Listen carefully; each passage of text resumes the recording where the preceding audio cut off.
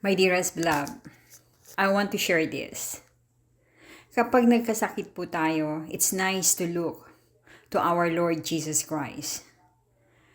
I've been sick for 20 days, but I'm healed already by the blood of Jesus. I keep claiming and rebuke. Ito po yung punto doon. We need to learn how to rebuke. Kailangan matuto po tayo pag may karamdaman, matuto tayong mag-rebuke. Pag mabigat ang dumating ang blessing, ang grasya, or nahirapan mag-apply ng trabaho, how to rebuke that and how to fight that. My dearest beloved, say it, I command you na nagpapahirap makahanap ng trabaho. In the name of Jesus, get out to my life. Satan, get out, because my life is already blessed by the blood of Jesus. And I claim and I receive right now, the blessing is here in my hand, in Jesus' mighty name. Ganon din po kapag may karamdaman. Kailangan, you need to know how to rebuke. Kung may ubo, sipon, lagnat, trangkaso, mention what kind of sickness is that.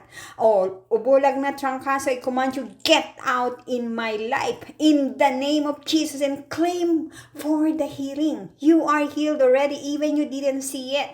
Claim, you are healed already. Ganon po ako mag-rebuke sa aking husband nung na-stroke siya, and praise the Lord. Praise the Lord, in 10 days, naka-recover po siya. Na hindi makagalaw yung kalahati niyang katawan, hindi siya makatayo, at hindi makalakad. In 10 days, naka-recover po siya. Hindi po siya umiinom ng gamot. Pag may sakit po kami, we never went in the doctor for healing. We never take any medicine. Hindi po kami umiinom ng gamot. At pag may sakit kami o karamdaman, kahit na-stroke ang aking husband nung time na yon, hindi po kami punta ng doktor.